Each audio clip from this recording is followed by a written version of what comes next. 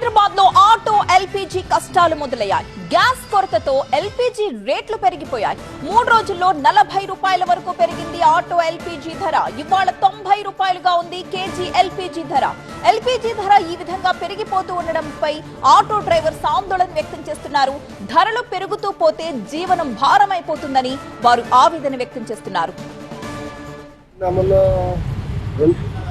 58 రూపాయలు ఉండేది, ఇప్పుడేమో 90 రూపాయలు అయింది గ్యాస్. ఇంతకుముందుకు ఈ మంత్లో అయితే యాక్చువల్గా అయితే 56 రూపాయలు 57 పైసలు ఉండేది. ఇప్పుడు 90 రూపీస్ అంటే మ్యాక్సిమం ఎంత 25 రూపాయలు పెరిగిందండి. 35 రూపాయలు పెరిగింది. మిడిల్ క్లాస్ మీ ఆటో వాళ్ళు ఎలా బతకాలి? మరి గ్యాస్ రేట్ ఇట్లా దినం తప్పి దినం 10 రూపాయలు 5 రూపాయలు 10 రూపాయలు 5 రూపాయలు ఇట్లా పెంచుకుంటూ పోతే మేము ఎట్లా బతకాలి సార్? ఇది మరీ ఘోరం కదా. ఇది సెంట్రల్ గవర్నమెంట్ వేస్తుందా లేక స్టేట్ గవర్నమెంట్ వేస్తుందా? మరి 90 రూపాయల లీటర్ గ్యాస్ పోసుకొని మేము ఎట్లా బతకాలి సార్? నువ్వే చెప్పు. ఈ యుద్ధం కారణంగా మొత్తం గ్యాస్ రేట్లు పెరిగిపోయి ఏమొస్తుంది, ఆటోలో ఏం సంపాదన ఏం లేదు.